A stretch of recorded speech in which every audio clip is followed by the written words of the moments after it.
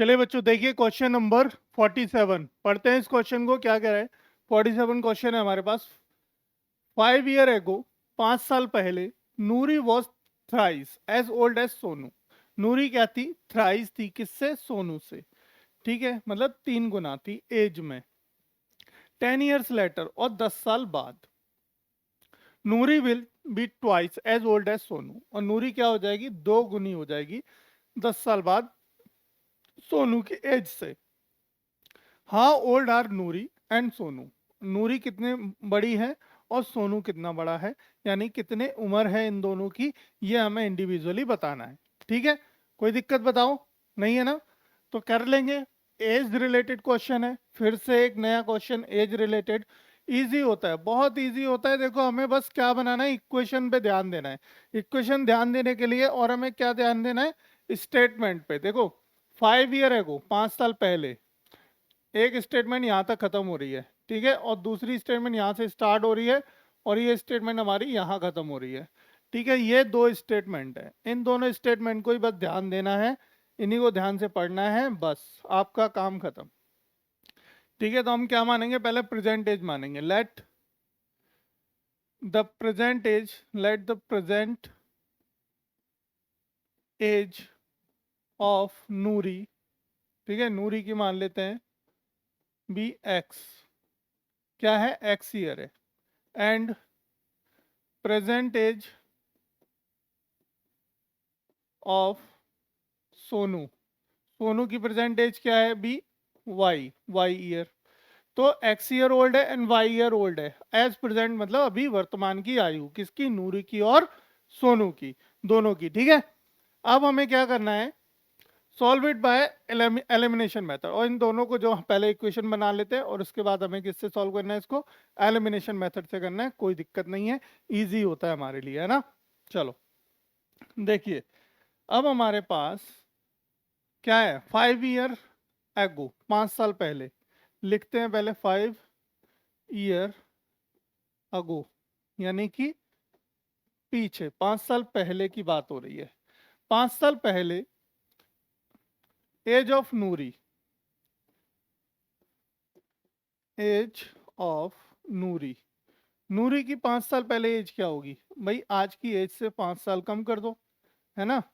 और as of Sonu, और as of Sonu, और सोनू की एज क्या रही होगी हमारी? अब से 5 साल कम कर दो सोनू की एज को, यानी y-5, यही रहेगी ना, है ना? ठीक है, अब देखो, अब अकॉर्डिंग टू क्वेश्चन ATQ, अब क्वेश्चन क्या कह रहा है कि 5 साल पहले Noori was thrice as old as Sonu, Sonu से 3 गुना थी, थ्राइस थी। कौन? नूरी।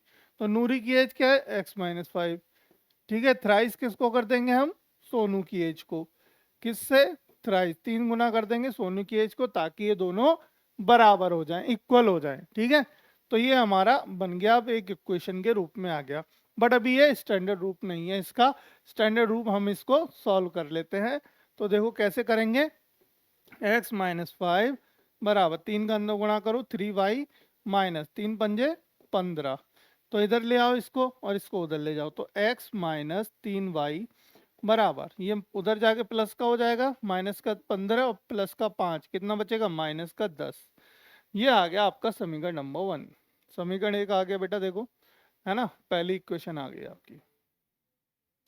अब दूसरी सिचुएशन क्या आती है आपकी? 10 ईयर्स लेटर, 10 साल बाद, 10 ईयर्स लेटर, 10 साल बाद देखो क्या होगा। 10 साल बाद की बात हो रही है, तो 10 years later age of Noori, age of Noori, Noori की एज कितनी हो जाएगी भाई? आज की एज से 10 साल बड़ी कर दो उसको, है ना? आज की एज से कितनी करते हैं हम? 10 साल बड़ी कर देते हैं।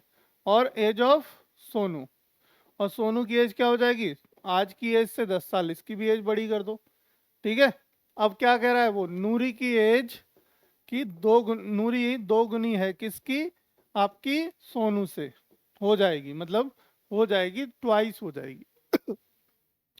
तो देखो x+10 बराबर 2y+20।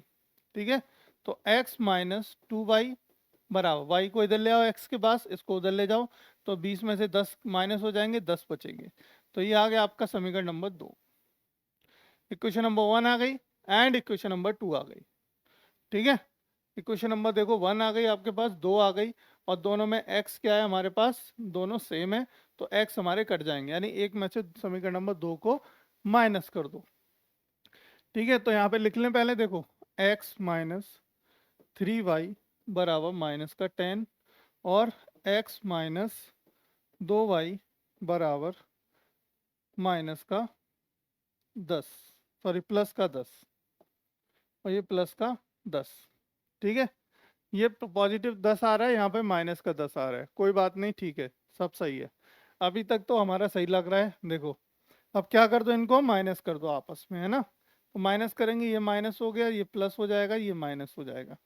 ठीक, तो ये क्या होगा हमारा, देखो 3 में से 2 जाएंगे, माइनस का 1 बचेगा, यानी माइनस का 3, सॉरी माइनस का y बचा, माइनस वाई इक्वल टू कितना हो गया, माइनस माइनस माइनस 20 हो जाएगा, माइनस से माइनस कट जाएगा, y बराबर आ गया 20। y की वैल्यू कितनी आ गई बेटा, 20 आ गई। तो यानी कि आपका सोनू की एज कितनी आ गई, 20 ईयर आ गई, 20 साल। सोनू की एज कितनी आ गई, 20 साल आ गई। ठीक है, चलो अब क्या करना है, हमें एज निकालनी है किसकी, नूरी की। तो अब क्या करेंगे आप, इसकी एज निकालने के लिए इस y की वैल्यू को किसी भी एक इक्वेशन में रख दो, है ना, put value of y in equation first, पहली इक्वेशन में रख देते हैं। चलो फर्स्ट इक्वेशन कहाँ है भाई, हमारे पास ये रही, यहाँ पे दिख रही है हमारी, ये 1 इक्वेशन है, ये 2 इक्वेशन है, इसी के अंदर रख देते हैं। ठीक है, देखो x माइनस 3 इंटू वाई की वैल्यू कितनी आई है बेटा, 20 बराबर माइनस का 10।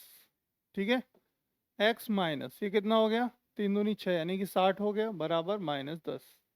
तो x बराबर ये उधर जाके प्लस का हो जाएगा, माइनस का 10 प्लस का 60, कितना बचेगा, x बराबर बचा 50। x की वैल्यू कितनी आ गई, 50। ठीक है, that means age of Noori be 50 year old. So age of Noori equal 50 year old,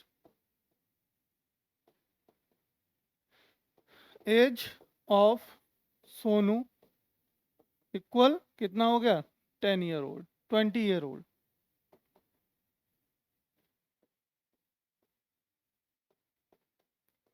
ठीक है, ये 20 साल, इसकी आ गई 20 साल उम्र हमारी, किसकी, सोनू की, और नूरी की एज कितनी आ गई, 50 साल। एलिमिनेशन मेथड से सॉल्व हो गया हमारा, यहाँ हमने स्टार्ट किया अपना एलिमिनेशन मेथड, ये हो गया एलिमिनेशन मेथड। ठीक है, यहाँ तक हमने इक्वेशंस को सॉल्व किया, ये 2 इक्वेशंस हो गई हमारी, जो 2 कंडीशन हमने दे रखी थी हमें, उन दोनों कंडीशंस के अनुसार, ठीक है, उन दोनों कंडीशंस के अनुसार हमने इनको सॉल्व कर लिया। ये पहली कंडीशन हमारी ये थी, है ना, और दूसरी कंडीशन हमारी ये थी। क्लियर है, बताओ सबको समझ आ गया ना, कोई ऐसा डाउट जिसमें ना आया वो समझ में। तो एज रिलेटेड क्वेश्चन बहुत इजी होते हैं, अगर वर्ड्स प्रॉब्लम में एज रिलेटेड क्वेश्चन आता है तो, है ना, कुछ भी नहीं है, जैसा दे रखा है उसके अनुसार पहले ढंग से पढ़ लो एक बार। हमने ऑलमोस्ट 2 या 3 क्वेश्चन करा दिए हैं एज रिलेटेड, तो एज रिलेटेड अब मुझे नहीं लगता कि कोई भी ऐसा क्वेश्चन आएगा जो आपसे नहीं होगा, है ना।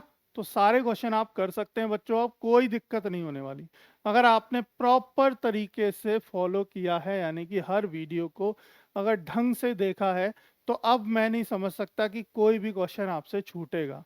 आप डेफिनेटली कोई भी क्वेश्चन रख दो आप इस चैप्टर से, आप डेफिनेटली उसे करके आएंगे। ठीक है, 1-2 वर्ड प्रॉब्लम और देख लेते हैं, ताकि जितने भी रिलेटेड टू वर्ड प्रॉब्लम्स आती हैं एग्जाम में, तो हमने सब डिस्कस कर लेंगे, कोई नहीं छोड़ने वाले। ठीक है, चलो, लेकिन वर्ड प्रॉब्लम आपको प्रैक्टिस करना बहुत ज़रूरी है, अगर आपने प्रैक्टिस नहीं करी तो डेफिनेटली क्वेश्चन आपसे नहीं होगा।